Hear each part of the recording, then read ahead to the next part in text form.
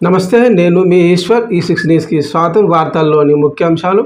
కాంగ్రెస్ ప్రభుత్వం అధికారంలోకి వచ్చినప్పటి నుంచి ధరణి పోర్టల్‌కు సంబంధించిన సమస్యలపై పరిష్కరించే ప్రత్యేక దృష్టి సారించింది. ఈ క్రమంలోనే జిల్లా కలెక్టర్ల నుంచి పలు అధికారాలను తహసీల్దార్లకు అప్పగించిన ప్రభుత్వం మరికొన్ని సంస్కరణల దిశగా అడుగులు వేస్తోంది. ప్రభుత్వం సాగు భూముల రిజిస్ట్రేషన్, మ్యుటేషన్లు, భూ సమస్యల పరిష్కార బాధ్యతలను తహసీల్దార్లు, సంయుక్త సబ్ రిజిస్ట్రార్లు నిర్వహిస్తున్న విషయం తెలిసిందే.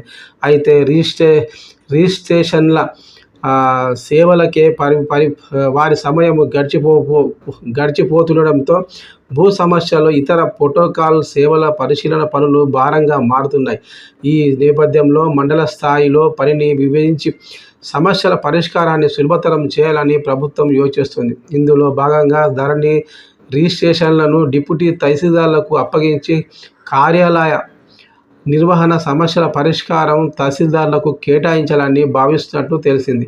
ఇది అమలైతే తహసీల్దార్లకు మాత్రమే ఉన్న ధరణి లాగిన్ డిప్యూటీ తహసీల్దార్లకు కూడా ఇవ్వాల్సి ఉంటుందని ప్రభుత్వం వర్గాలు తెలిపాయి. ఈ విధానాన్ని కొన్ని జిల్లాల్లో పైలట్ ప్రాజెక్టుగా అమలు చేయాలని ప్రభుత్వం నిర్ణయించినట్టు సమాచారం.